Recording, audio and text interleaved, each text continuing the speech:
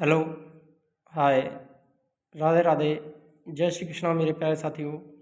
आप सभी का आपके अपने YouTube channel B S polity G K trip में हार्दिक स्वागत है। मेरे प्यारे साथियों, इंडियन हिस्ट्री के अंतर्गत जो हमारी थ्योरी वाली क्लासेस चल रही हैं, उनके अंतर्गत हमारा मिशन सरकारी नौकरी जो बैच चल रहा है, उसके अंतर्गत कई दिनों के बाद आपको क्लास देखने को मिल रही है। इसके अंतर्गत हम टेस्ट सीरीज हमारी बदस्तूर चल ही रही हैं, आपकी हिस्ट्री, इंडियन पॉलिटी। तो आज की जो क्लास रहेगी वो हमने मुगल काल को लगभग कवर कर लिया था, पूरा मुगल इतिहास पढ़ लिया है। आज मुगल प्रशासन को पढ़ने वाले हैं। ये क्लास आपके लिए संपूर्ण मुगल प्रशासन से इम्पोर्टेंट होने वाली है और स्पेशल होने वाली है, क्योंकि यहाँ से मुगलकालीन जो प्रशासन है, यहाँ से अधिकांश से क्वेश्चन आपके लिए हर एग्जाम में देखने को मिलते हैं। अगर आपने ये वीडियो देखी तो मुगल प्रशासन से एक भी क्वेश्चन आपका गलत नहीं होने वाला है, चाहे आरपीएससी फर्स्ट ग्रेड का एग्जाम हो या सेकंड ग्रेड हो। RPSC first grade history, college lecturer, RAS, UPSC, RPSC और कॉम्पिटिशन एग्जाम यानी स्टेट एग्जाम के जितने भी एग्जाम हैं उन सभी के लिए क्लास बहुत ही महत्वपूर्ण रहेगी। मुगलकालीन प्रशासन, तो यहाँ पर संपूर्ण महत्वपूर्ण जो फैक्ट हैं, यहाँ से क्वेश्चन बनते हैं, वो सारे सारे यहाँ पर कवर किए हैं। पहले हम थ्योरी को पढ़ेंगे, उसके बाद में कुछ प्रीवियस ईयर एग्जाम के क्वेश्चन को भी कवर करेंगे। तो आइए क्लास शुरू करते हैं। तो देखिए, मुगलकालीन प्रशासन, प्रशासनिक विभाजन। सबसे पहले देखते हैं मुगलकालीन प्रशासन का विभाजन किस प्रकार से था। सबसे पहला था साम्राज्य, उसके बाद सूबा, सरकार, परगना और गांव। तो ये 5 भाग होते थे, साम्राज्य, सूबा, सरकार और परगना। तो मुगलकालीन जो प्रशासन है वो 5 भागों में विभाजित था। कितने भागों में विभाजित था? 5। सबसे पहला आता साम्राज्य। वर्तमान की बात करें, साम्राज्य का मतलब है उस समय का जो साम्राज्य था, उसमें आता था सूबा। सूबा का मतलब राज्य, सरकार का मतलब जिला। क्या होता था? जिला, परगना और गांव। ये महत्वपूर्ण होते थे। यहाँ से सारे के सारे क्वेश्चन आपको बनते देखते हैं। ध्यान रखना, मुगलकालीन प्रशासन को कितने भागों में बांटा गया है? 5 भागों में। साम्राज्य, सूबा, सरकार, परगना और गांव। गांव सबसे छोटी इकाई और साम्राज्य सबसे ऊपर की इकाई। तो सबसे पहले पढ़ेंगे हम केंद्रीय प्रशासन को। तो केंद्रीय प्रशासन में सर्वप्रथम व्यक्ति सम्राट होता था। ये केंद्रीय प्रशासन की बात करें तो सबसे ऊपर कौन होता था? सम्राट। जैसे वर्तमान में देश का जो प्रमुख होता है वो कौन होता है? राष्ट्रपति होता है सबसे ऊपर। वैसे ही उस समय सारे कार्य सम्राट के नाम से, सम्राट के द्वारा ही की जाती थी। संपूर्ण शक्ति किसके अधीन होती थी? सम्राट के अधीन होती थी। तो सर्वप्रथम व्यक्ति कौन होता था? सम्राट। राज्य की समस्त सैनिक और असैनिक शक्तियाँ सम्राट में निहित थी। सैनिक शक्तियाँ हों या असैनिक शक्ति, तो उन सभी का जो मुख्यकर्ता रहता था कौन था? सम्राट होता था। जैसे वर्तमान में सारी शक्तियाँ, तीनों सेनाओं का प्रमुख कौन होता है? राष्ट्रपति होता है। इसी प्रकार सम्राट की स्थिति थी। तो सम्राट सर्वोच्च होता था। सम्राट के पदाधिकारी एक दृष्टि में पहले पढ़ लेते हैं। सम्राट के अधीन जो पदाधिकारी होते थे वो कौन से थे? सम्राट के बाद आता था वजीर। वजीर को क्या कहते थे? प्रधानमंत्री। वजीर कौन होता था? प्रधानमंत्री। शाही दीवान जो कि वित्त मंत्री होता था। और मीर बख्शी सैन्य विभाग का अध्यक्ष। मोस्ट इंपोर्टेंट है, यहाँ से क्वेश्चन हमेशा बनता ही बनता है। तो मीर बख्शी कौन था? सैन्य विभाग का अध्यक्ष है, सर्वोच्च सेनापति था सैन्य विभाग का। और होता था अधिकारी मीर बख्शी। वजीर कौन था? प्रधान। और शाही दीवान कौन था? वित्त मंत्री। तो वित्त मंत्री से भी ध्यान रखना। तो वित्त मंत्री को क्या कहते थे मुगल काल में? शाही दीवान। अब आता है सद्र और सुदूर। मोस्ट इंपोर्टेंट है, ये यहाँ से हमेशा ही क्वेश्चन बनता ही बनता है। सद्र और सुदूर धार्मिक मामलों का मंत्री कहलाता था। काजी उल कुजात, ये भी क्वेश्चन बनते हैं, सारे के सारे इंपॉर्टेंट है। ध्यान, न्याय विभाग का अध्यक्ष काजी कुलात कहलाता था। मीर समा, शाही घराने की देखभाल करने वाला अधिकारी मीर समा। मीर आतिश, तोप खाने का प्रमुख अधिकारी। मोस्ट इंपोर्टेंट, ध्यान रखना, पूछा जा सकता है आगामी परीक्षाओं में। तोप खाने का प्रमुख अधिकारी क्या कहलाता था? मीर आतिश। मीर बहर, जल बेड़े का प्रमुख अधिकारी। मीर मुंशी, पत्राचार विभाग का अधिकारी। ये मोस्ट है दरोगा या डाक चौकी। मोस्ट इंपोर्टेंट है। डाक और गुप्तचर विभाग का प्रमुख। और मुहस्सिब, धार्मिक अधिकारी। यहाँ से भी क्वेश्चन बनता ही बनता है। मुहस्सिब क्या था? धार्मिक अधिकारी होता था। मुहस्सिब कौन था? धार्मिक अधिकारी। ये भी आपको ध्यान करना इम्पोर्टेंट।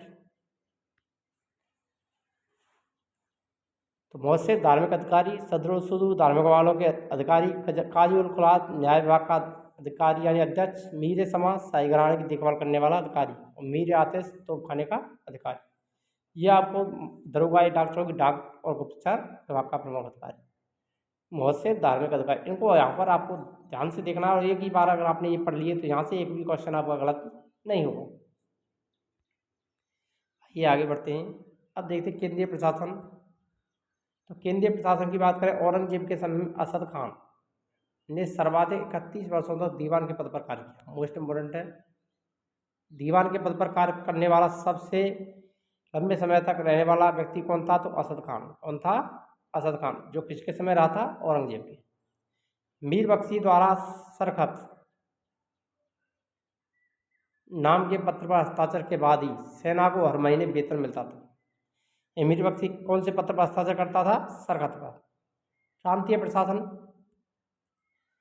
प्रांतों को सूबा, ये प्रांतों को क्या कहते थे? सूबा कहते थे। ध्यान रखना, प्रांतों को मुगल काल में क्या कहा जाता था? तो हमने बताया था कि मुगल काल की प्रशासनिक व्यवस्था वो कितने भागों में बंटी थी? 5।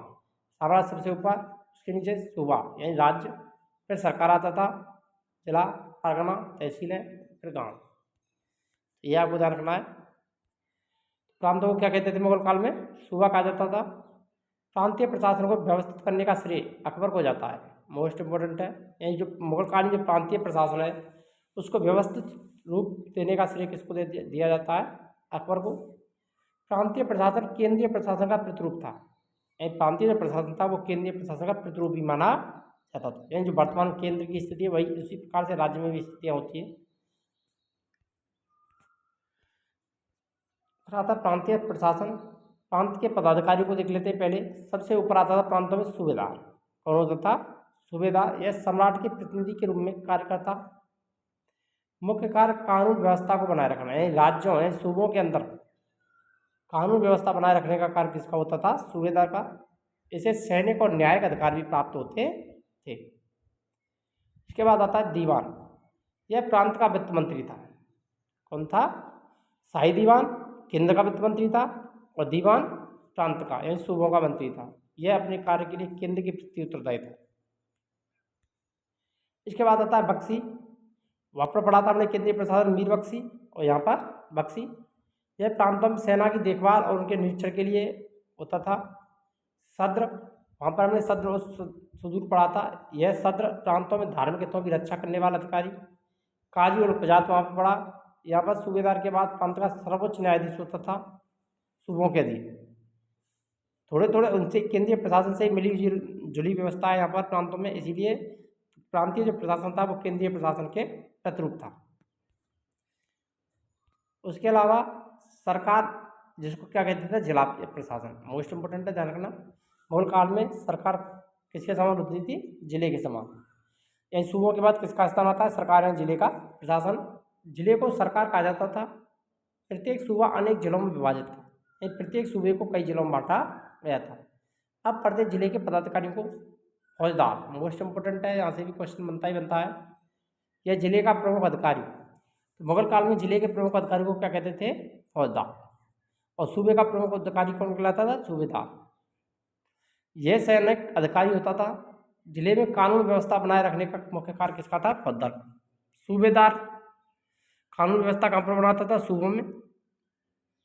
और जिलों में, सरकार में कानून व्यवस्था बनाए रखने का कार्य किसका था? फौजदार।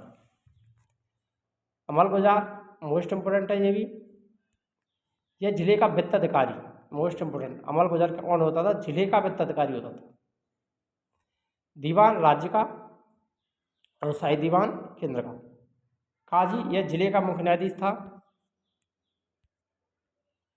परगना का प्रशासन। अब आता है चौथे नंबर पर परगना। परगने का जो प्रमुख सैन्य अधिकारी था उसको सिकदार कहते थे। ध्यान रखना, परगने के प्रमुख अधिकारी को क्या कहा जाता था? सिकदार कहा जाता था। गांव का प्रशासन, मुगल शासक गांव को एक स्वायत्त संस्था मानते थे, जिसके प्रशासन का उत्तरदायित्व मुगल का अधिकारियों को नहीं दिया जाता, बल्कि परंपरागत ग्राम पंचायत ही अपने गाँव की सुरक्षा, सफाई और शिक्षा आदि की देखभाल किया करती थी। ये मोस्ट है, ध्यान रखना। गांव का मुख्य अधिकारी ग्राम प्रधान होता था। और होता था ग्राम प्रधान, जिसे खुद मुकदम या चौधरी कहा जाता था। मोस्ट इम्पोर्टेंट, यानी गांव का जो मुख्य अधिकारी होता था ग्राम प्रधान, उसे किस नाम से जाना जाता था मुगल काल में? खुद मुकदम या चौधरी। उसकी सहायता के लिए पटवारी होता था जो राजस्व कार्यों को देखता था। मुगल काल में पटवारी को राजस्व का 1% दस्तूर यानी कमीशन के रूप में दिया जाता था। कितना? 1%। अगर आप चैनल पर नए हैं तो चैनल को सब्सक्राइब करना ना भूलें और वीडियो को लाइक करें, शेयर करें। यहाँ पर सारी की सारी क्लासेज आपके लिए और कंपटीशन एग्जाम की तैयारी के लिए निःशुल्क उपलब्ध रहेंगी ओनली ऑन यूट्यूब चैनल पर। किसी ऐप पर हमारी क्लासेज आपको देखने को नहीं मिलेगी। मुगल कालीन प्रशासन के अंतर्गत सैन्य व्यवस्था में अब देखते हैं मनसबदारी व्यवस्था। इसको पढ़ेंगे, मनसबदारी व्यवस्था। मनसब फारसी भाषा का शब्द है, ध्यान देना है आपको। मनसब कौन सी भाषा का है? फारसी, क्योंकि मुगल काल की जो भाषा थी वो कौन सी थी? फारसी, दरबारी भाषा। तो मनसब फारसी भाषा का शब्द है जिसका तात्पर्य किसी व्यवस्था में, किसी स्थान अर्थात किसी सरकारी सेवा में मनसब उसकी स्थिति का सूचक होता था। मनसब किसी व्यक्ति की किसी व्यवस्था में, सरकारी सेवा में उसकी स्थिति क्या है उसका सूचक था। मध्य एशिया में सर्वप्रथम मंगोलों ने यह व्यवस्था प्रारंभ की। तो मध्य एशिया में किसने प्रारंभ की थी? ये मंगोलों ने। भारत में इस व्यवस्था को अकबर ने 1575 में प्रारंभ किया। मोस्ट इम्पोर्टेंट, मनसबदारी व्यवस्था भारत में किसके द्वारा प्रदान की गई थी? तो अकबर के द्वारा। कब? 1575 में। अकबर से पहले मध्यकालीन व्यवस्था में सरकारी सेवकों के 3 वर्ग थे। कितने वर्ग थे? 3। सैनिक अधिकारी, लेखा अधिकारी और बुद्धिजीवी वर्ग। ध्यान देना है आपको, मोस्ट है तीनों के तीनों। अकबर से पहले मध्यकालीन जो व्यवस्था थी सरकारी सेवाओं में कितने वर्ग थे? 3। सैनिक अधिकारी, लेखा अधिकारी और बुद्धिजीवी वर्ग। अकबर ने इन तीनों को मिला दिया और सभी मनसबदार कहलाए। यानी अकबर ने इन तीनों को एक कर दिया और सभी को क्या कहा गया? मनसबदार।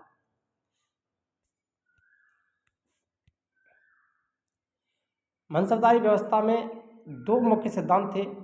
सभी मनसबदार व्यक्तिगत रूप से सम्राट के अधीन होते थे। किसके अधीन? सम्राट के अधीन। प्रत्येक मनसबदार को 2 पद दिए जाते थे। कितने पद मिलते थे? 2 पद।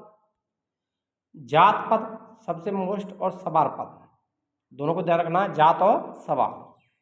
मनसबदार का व्यक्तिगत दर्जा था जो कि उसकी वरिष्ठता का सूचक था।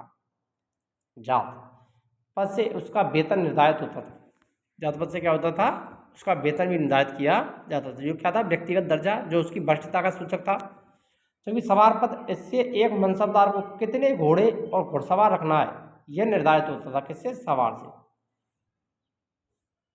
जात वेतन से संबंधित है और सवार घोड़े और घुड़सवारों से संबंधित है। ये आपको ध्यान रखना है। सवार का मतलब सवारी करना। सवारी किस पर करेगा? घोड़े। इस पर की जाती थी, घोड़े पर। तो इस प्रकार से आप इसको याद कर सकते हैं। और जात का अर्थ था वेतन, यानी उसकी स्थिति। जहांगीर ने सवार पद में 2 अस्पा और सिंह अस्पा, मोस्ट इंपोर्टेंट है, 2 अस्पा पे डाली और सिंह अस्पा पे डाली। किसने प्रारंभ की थी मनसबदारी व्यवस्था में? तो वो जहांगीर ने की थी। 2 अस्पा से तात्पर्य एक सवार के पास 2 घोड़े। ध्यान रखना, 2 अस्पा का मतलब 2 घोड़े। सिंह अस्पा से तात्पर्य एक सवार के पास 3 घोड़े। सिंह अस्पा 3 घोड़े, 2 अस्पा 2 घोड़े। मनसबदारी व्यवस्था वंशानुगत नहीं थी बल्कि योग्यता इसका मुख्य आधार था। मोस्ट इंपोर्टेंट, ध्यान रखना। मुगल काल में मनसबदारी व्यवस्था का जो आधार था वो क्या था? तो वो था योग्यता। योग्यता के आधार पर मनसबदारी व्यवस्था स्थापित की गई थी। मनसबदारों की श्रेणियाँ विभाजित की जाती थी। कोई वंशानुगत आधार पर मनसबदारी व्यवस्था नहीं थी। मुगलकालीन मनसबदारी व्यवस्था का आधार वंशानुगत नहीं था बल्कि ऐसा था योग्यता के आधार पर। सबसे पहले देखते हैं 10 से 500 तक मनसब प्राप्त करने वाला मनसबदार कहलाता था। जिसको 10 से 500 तक मनसब दिया जाता था उसे मनसबदार कहते थे। 500 से 2500 तक मनसब प्राप्त करने वाले को उमरा क्या कहा जाता था? उमरा। और 2500 से ऊपर मनसब प्राप्त करने वाला अमीर आजम। मोस्ट इंपोर्टेंट है, ध्यान रखना। तीनों के तीनों इंपोर्टेंट हैं। मनसबदार 10 से 500 तक मनसब प्राप्त करने वाले, 500 से 2500 तक मनसब प्राप्त करने वालों को क्या कहा जाता था? उमरा। और 2500 से ऊपर मनसब प्राप्त करने वालों को अमीर आजम कहा जाता था। मुगल काल कि भूराजस्व व्यवस्था, अकबर के समय भूराजस्व व्यवस्था में सुधार हुआ। यही सर्वाधिक सुधार किसके समय हुए थे? अकबर के समय में।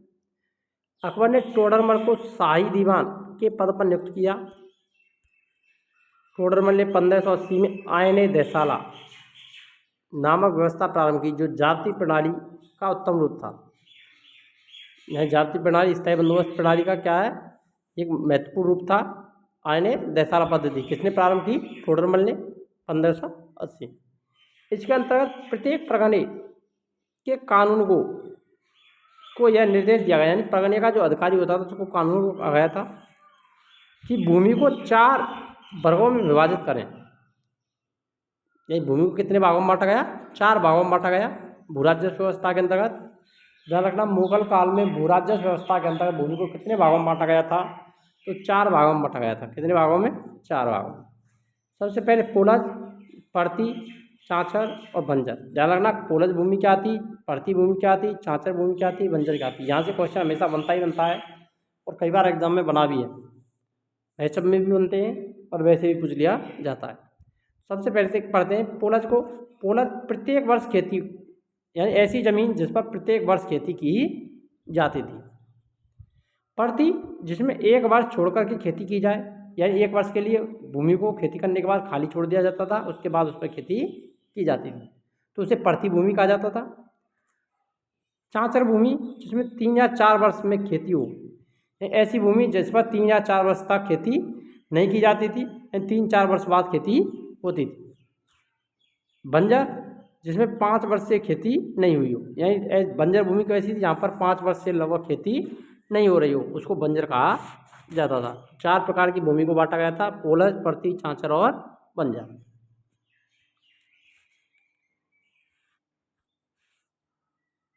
भूराजस्व व्यवस्था के अंदर अकबर भूराजस्व के अतिरिक्त प्रत्येक बीघा पर 10 सेर अनाज लेता था, जिसे देसेरी कर कहते थे। मोस्ट इम्पोर्टेंट ध्यान रखना, ये भूराजस्व तो लेता था अकबर प्रत्येक बीघे पर, तो उसके अलावा 10 सेर अनाज भी वो लिया करता था, जिसको 10 सेरी कहा जाता था। क्या कहते हैं? 10 सेरी कर, इसको कहा जाता था। प्रत्येक बीघे पर 10 सेर जो अनाज लिया जाता था उसको 10 सेरी कर कहा जाता था। और किसके समय? अकबर के समय। अकबर ने अजमेर में भूराजस्व घटा करके 1/7 अथवा 1/8 कर दिया। मोस्ट इम्पोर्टेंट ध्यान रखना, अकबर के समय में अजमेर में भूराजस्व कितना कर दिया गया था? 1/7 अथवा 1/8। औरंगजेब के समय भूराजस्व 1/2 लिया जाता था। या औरंगजेब के समय भूराजस्व जो कर है वो कितना लिया जाता था? उपज का 1/2 भाग लिया जाता था। मुगल काल में कृषक 3 वर्गों में विभाजित थे। मोस्ट इम्पोर्टेंट ध्यान रखना, मुगल काल में कृषकों को कितने वर्गों में बांटा गया था? 3 वर्गों में, खुदकास्ट, पाईकास्ट और मुजाहिरीन। खुदकास्ट, पाईकास्ट और मुजाहिरीन। तो देखिए इन तीनों को ही देखते हैं। मुगल काल में कृषक 3 वर्गों में विभाजित थे, खुदकास्ट, पाईकास्ट और मुजाहिरीन। खुदकास्ट का मतलब है सबसे पहले यह किसान उसी गांव की भूमि पर खेती करते थे जहां के निवासी थे। खुदकास्ट का मतलब खुद के गांव, यानी वो जहाँ निवास करते हैं उसी भूमि पर वो खेती किया करते थे। पाईकास्ट का मतलब है किसान दूसरे गांव में जाकर कृषि कार्य करते थे। पाईकास्ट है अपने गांव को छोड़ करके दूसरे गांव में जाकर के ये खेती किया करते थे, उनको कहते थे पाईकास्ट। मुजाहिरीन, यह किसान खुदकास्ट किसानों से भूमि किराए पर लेकर कृषि करते थे। यानी जो खुदकास्ट किसान थे उनसे ये भूमि किराए पर लेते थे और उस पर खेती किया करते थे, जिनको क्या कहते थे? मुजाहिरीन। आइए अब मुगल कालीन साहित्य को भी देख लेते हैं यहाँ पर। तो मुगल काल में जो पुस्तकें लिखी गई हैं उनमें तुज़्क़-ए बाबरी तुर्की में लिखी थी, किसके द्वारा? बाबर के द्वारा। पूछा जाता है हमेशा कि तुज़्क़-ए बाबरी का मतलब सीधा है बाबर ने लिखी, कौन सी भाषा में? तुर्की भाषा। यह बाबर की आत्मकथा है, इसे बाबर के बारे में जानकारी प्राप्त होती है। हुमायूंनामा, ये फारसी भाषा में लिखी गई, लेकिन हुमायूं के द्वारा नहीं लिखी गई, उसकी बहन गुलबदन बेगम ने लिखी थी। कौन थी ये? उसकी बहन थी गुलबदन बेगम, उसने हुमायूंनामा लिखा। यह हुमायूं की सौतेली बहन थी। इन्होंने इसमें अपना संस्मरण भी लिखा है, यानी अपने बारे में भी कुछ ना कुछ इन्होंने लिखा है। तारीख़ शेरशाही, ये भी फारसी भाषा में लिखी गई है और तारीख़ शेरशाही के लेखक हैं अब्बास खान सरबानी। शेरशाह के जीवन का इसमें वर्णन किया गया है। तो तारीख शेरशाही के लेखक कौन है? अब्बास खां सरवानी है। अकबरनामा अब्दुल्ला फैजी सरेंदी,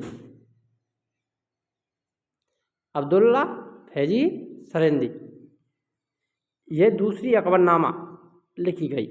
यानी एक अकबरनामा आपने पढ़ी होगी, ये वो नहीं है, ये दूसरी अकबरनामा है जिसके लेखक अब्दुल्ला फैजी और सरेंदी हैं। कौन है? सरेंदी। और एक अकबरनामा अबुल फजल के द्वारा लिखी गई थी, ये भी आपको याद रखना है। तो दोनों अकबरनामा आती हैं, तो वहाँ पर आप ऑप्शन के आधार पर आंसर देना है। कौन कौन से दे रखे हैं? अब्दुल्ला फैजी सरेंदी दे रखा है तो अकबरनामा, और एक अकबरनामा अबुल फजल। अब आ रही है अकबरनामा जो कि अबुल फजल के द्वारा लिखी गई थी, ध्यान रखना। पहली जो लिखी गई वो अबुल फजल ने लिखी। ये कौन सी थी? फारसी भाषा में लिखी गई। इसमें अकबर के शासन के 46 वर्षों का वर्णन प्राप्त होता है। कितने वर्षों का? 46 वर्षों का। ध्यान रखना, अकबरनामा में अकबर के कितने वर्षों का वर्णन प्राप्त होता है, मोस्ट इंपोर्टेंट है। यहाँ से आगामी परीक्षा में क्वेश्चन बन सकता है, पूछा जा सकता है, इसीलिए हमने यहाँ पर रखा है। तो 46 वर्षों का विवरण यहाँ से प्राप्त होता है। अकबरनामा 3 खंडों में विभाजित है। कितने भागों में बटी हुई है? 3 भागों में। ये भी आपको ध्यान रखना है, अकबरनामा के कितने भाग हैं? 3 खंड हैं, 3 भाग हैं। इसका तीसरा खंड आयन अकबरी कहलाता है। क्या कहलाता है? आयन अकबरी, जिसमें अकबर के प्रशासनिक नीतियों का वर्णन किया गया है। तो अकबर की प्रशासनिक नीतियों का वर्णन किससे मिलता है? आयन अकबरी, जो कि अकबरनामा का तीसरा खंड है। मुगलकालीन साहित्य तारीख हक्की, ये भी फारसी में लिखी गई है। ये अब्दुल हक दहलवी, हक्की आ जाए तो अब्दुल हक दहलवी के द्वारा इसको लिखा गया है। इसमें अकबर की धार्मिक नीति की कड़ी आलोचना की गई है। शाहजहाँनामा, ये भी फारसी में लिखा गया है। इसके लेखक हैं मोहम्मद सद्दीक खान। इसमें शाहजहाँ का वर्णन मिलता है। अब आते हैं मुगल काल में अनुवादित ग्रंथ, यानी मुगल काल में कुछ पुस्तकें थीं, उनका अनुवाद किया गया, तो उनको देखते हैं। अकबर ने एक अनुवाद विभाग की स्थापना की थी। तो अनुवाद विभाग की स्थापना किसके द्वारा की गई? अकबर के द्वारा। फैजी को इसका अध्यक्ष बनाया गया था अनुवाद विभाग का। महाभारत का फारसी भाषा में अनुवाद किस नाम से किया गया? रमजनामा। किस नाम से हुआ था? ध्यान रखना, यही कई एग्जाम में क्वेश्चन बना है यहाँ से कि महाभारत का अनुवाद किस भाषा में किया गया था? फारसी भाषा में। किस नाम से किया गया था? तो रमजनामा के नाम से हुआ। बदायूं और ट्रक खां के सहयोग से इसका अनुवाद हुआ था। ध्यान रखना, किसने किया था? बदायूं और ट्रक खां ने। ये भी यहाँ से क्वेश्चन पड़ रहा है। ट्रक खां का नाम बहुत कम मिलता है, लेकिन बदायूं का नाम मिलता है। तो महाभारत का फारसी भाषा में अनुवाद रमजनामा नाम से किसने किया था? बदायूं ने किया। रामायण का फारसी भाषा में अनुवाद भी बदायूं के द्वारा किया गया। अथर्ववेद का फारसी भाषा में अनुवाद हाजी इब्राहिम सरहिंदी ने किया। अथर्ववेद का फारसी में अनुवाद किसने किया था? हाजी इब्राहिम सरहिंदी। रात रंगड़ी का फारसी भाषा में अनुवाद मौलाना श्री ने किया था। मोस्ट इंपोर्टेंट है, ध्यान रखना, पूछे जा सकते हैं यहाँ से सारे के सारे फैक्ट। गणित की पुस्तक लीलावती का फारसी अनुवाद किसने किया था? फैजी। ये भी क्वेश्चन कई बार बना है, मोस्ट इंपोर्टेंट है। लीलावती का फारसी अनुवाद किसने किया था? फैजी ने किया था। पंचतंत्र, ये भी क्वेश्चन बना है कई बार और यहाँ से बनता ही रहता है ये। पंचतंत्र का फारसी अनुवाद किसने किया था? तो अबुल फजल ने। और किस नाम से किया था? ये भी आपको ध्यान रखना है यहाँ पर, अनवर सुहाइली। किस नाम से किया था? अनवर सुहाइली नाम से।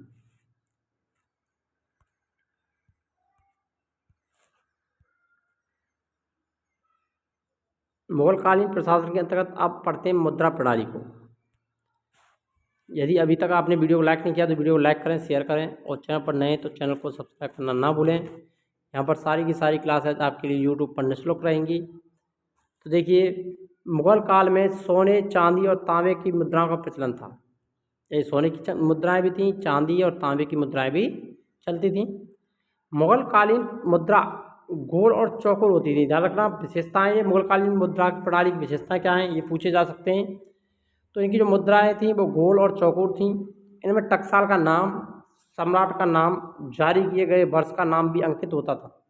यानी किस टकसाल में बनी है, किस सम्राट के समय बनी है और किस वर्ष से जारी की गई, ये सारी चीज़ें उसमें अंकित होती थी। सोने का सर्वाधिक प्रचलित मुद्रा, ये सोने की मुगल काल में सबसे प्रचलित मुद्रा थी, वो कौन सी थी? इलाई। तो इलाई क्या था? सोने की मुद्रा थी, जिसका प्रचलन अकबर ने किया। तो इलाई सोने की मुद्रा किसने चलाई थी? अकबर ने। चांदी की मुद्रा को रुपया कहा जाता था। मुगल काल में चांदी की मुद्रा को क्या कहते थे? रुपया। तो रुपया किसकी मुद्रा थी? चांदी की। इलाई सोने की। और रुपया का जो प्रचलन किया था वो शेरशाह सूरी ने किया था। किसने किया था? शेरशाह सूरी। इलाई और रुपया में 1:10 का अनुपात था, यानी इलाई और रुपया में कितना अंतर था? 1:10। जलाली, ये भी मोस्ट इम्पोर्टेंट है। जलाली नामक चांदी की मुद्रा अकबर ने इसका प्रचलन करवाया था। यह रुपये के 1/2 के बराबर थी, यानी रुपये का कितना भाग थी? 1/2 के बराबर। जलाली नामक सिक्के किसने चलाए थे? अकबर ने। मुगल काल में रुपया और दाम, अब बात करते हैं रुपया और दाम की। तो रुपया और दाम का जो अनुपात था वो 1:40। क्या था? 1:40 था, ध्यान रखना। अकबर की कुछ मुद्राओं में राम सीता के चित्र भी अंकित हैं। देवनागरी लिपि में राम सिया लिखा गया है, मोस्ट इंपोर्टेंट है, ध्यान रखना। किसकी मुद्राओं में राम सीता का चित्र अंकित किया गया था मुगल काल में? तो अकबर की मुद्राओं में। मुगल काल में आए विदेशी यात्री, तो ध्यान रखना रुपया चांदी की मुद्रा थी और दाम तांबे की मुद्रा थी। तो इनका अनुपात क्या था? 1:40। मुगल काल में आए विदेशी यात्री रॉल्फ फिंच 1583 से 91 ईस्वी, यह अकबर के समय पहुंचने वाला अंग्रेज यात्री था। रॉल्फ फिंच किस समय आया था? अकबर के समय। इसने फतेहपुर सीकरी और आगरा की तुलना लंदन से की थी। तो रॉल्फ फिंच ने फतेहपुर सीकरी और आगरा की तुलना कैसे की थी? लंदन से। कैप्टन हॉकिंस 1608 से 11 ईस्वी, यह ईस्ट इंडिया कंपनी के प्रतिनिधि के रूप में जहांगीर के दरबार में पहुंचा, ध्यान रखना। रॉल्फ फिंच अकबर के दरबार में आया, हॉकिंस जहांगीर के दरबार में आया, और जहांगीर ने इसे 400 का मनसब प्रदान किया था।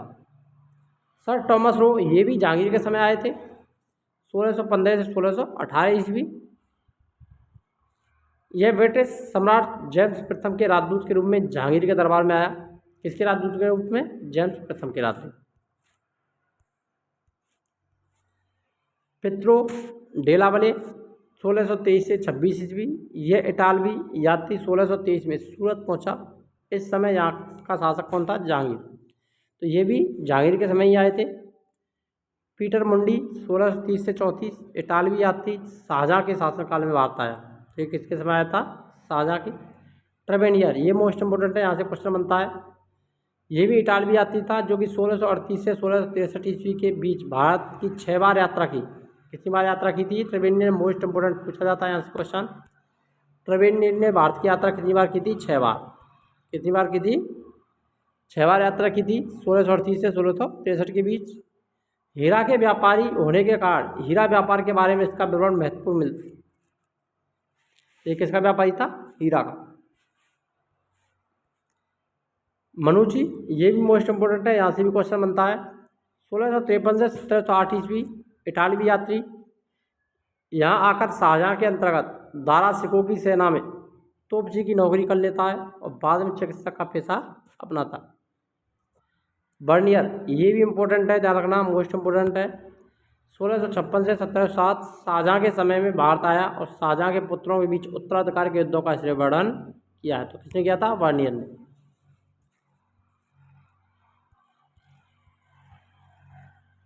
आइए अब कुछ प्रीवियस ईयर एग्जाम के क्वेश्चन हैं, उनको यहाँ पर हल कर लेते हैं।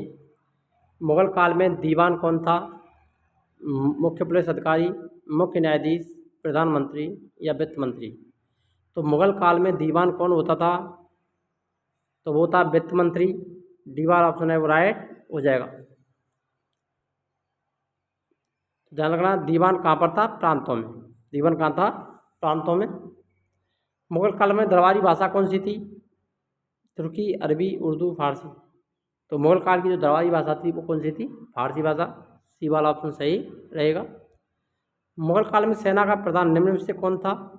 मीर बख्शी, सेनाए पील, वजीर, सबाहे निगार। मुगल काल में सेना के प्रधान को क्या कहते थे? मीर बख्शी। क्या कहा जाता था? मीर बख्शी कहा जाता था। ये वाला ऑप्शन सही रहेगा। नेक्स्ट क्वेश्चन है, मुगल प्रशासन में मुअस्सिब क्या था? मैंने बताया था, ध्यान रखना, ये इसी प्रकार के क्वेश्चन बनते हैं। ये बीपीएससी 2019 में पूछा गया है और आरपीएससी फर्स्ट ग्रेड के अंतर्गत भी इसको पूछा जा चुका है। विदेश विभाग का मुख्य अधिकारी, सैनिक अधिकारी, लोक आचरण अधिकारी, पत्र व्यवहार विभाग के अधिकारी। मुअस्सिब कौन था ये बताना यहाँ पर मोस्ट इम्पोर्टेंट क्वेश्चन है।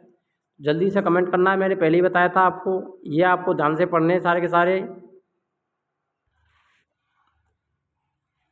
तो देखिए कौन था?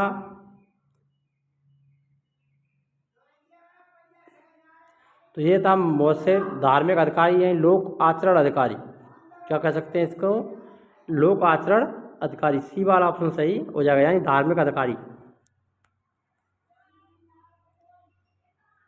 अकबर के काल में भूराजस्व व्यवस्था की प्रसिद्धि नीति आयन दहसाला जो पद्धति है 1580 ईस्वी में किसके द्वारा निर्मित की गई थी? तो टोडरमल के द्वारा की गई थी। सी वाला ऑप्शन सही रहेगा, 1580 में। मुगल प्रशासन व्यवस्था में मनसबदारी प्रणाली को किसने प्रारंभ किया था? शाहजहां, अकबर, जहांगीर, बाबर। मुगल प्रशासन व्यवस्था में मनसबदारी प्रणाली को किसने प्रारंभ किया था? मनसबदारी जो व्यवस्था है वो किसने प्रारंभ की थी? तो अकबर ने की थी 1575 में। बी वाला ऑप्शन सही रहेगा यहाँ पर। नेक्स्ट क्वेश्चन है, मनसबदारी प्रथा में द्वयस्पा और सिंहस्पा का सर्वप्रथम प्रचलन किसने किया? ये द्वयस्पा प्रणाली और सिंहस्पा, 2 घोड़े और 3 घोड़े, जहांगीर के द्वारा ये प्रारंभ की गई थी। ये वाला ऑप्शन सही रहेगा। अन्य ग्रामों में भूमि जोतने हेतु आने वाले कृषक कहलाते थे। यह 3 प्रकार के किसान बांटे गए थे, खुद काश्त, पाई काश्त और मुजारियान। तो यहाँ पर खुद काश्त यानी खुद के काम खेती करने वाले, और अन्य ग्रामों में जाकर भूमि जोतने वाले कृषक क्या कहलाते? पाई काश्त।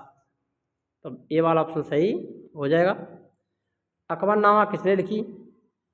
अब्दुल रहीम खाने खाना, फैजी, अबुल फजल, अब्दुल कादिर बदायूनी। अकबरनामा का लेखक कौन था? अबुल फजल। डी वाला ऑप्शन राइट रहेगा।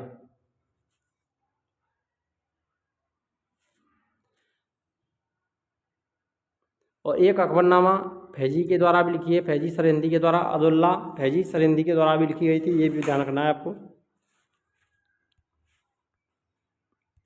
नेक्स्ट क्वेश्चन है, अकबर की इच्छा के अनुसार रामायण का फारसी में अनुवाद किसने किया? यानी रामायण के फारसी में अनुवाद करने वाले कौन थे? अबुल फजल, अब्दुल कादिर बदायूनी, अब्दुल रहीम खाने खाना, फैजी। रामायण का फारसी में अनुवाद किसने किया था? अब्दुल कादिर बदायूनी ने किया था। किसने किया था? बदायूनी। तो यहाँ पर ध्यान देना है आपको, बदायूनी। बी वाला ऑप्शन सही रहेगा। सर थॉमस को किस मुगल शासक के दरबार में भारत आया? तो शाह जहांगीर के दरबार में 1615 में। जलाली नामक चांदी की मुद्रा का प्रचलन किस मुगल शासक ने किया था? तो जलाली सिक्के चांदी के किसने चलाए थे? अकबर ने चलाए थे। ये वाला ऑप्शन सही रहेगा, जो रुपए का 1/2 भाग था। अगर आपको वीडियो अच्छी लगी हो तो वीडियो को लाइक करें, शेयर करें, और चैनल पर नए हैं तो चैनल को सब्सक्राइब करना ना भूलें। मिलते हैं नेक्स्ट वीडियो में, तब तक के लिए जय हिंद, राधे राधे, जय श्री कृष्णा।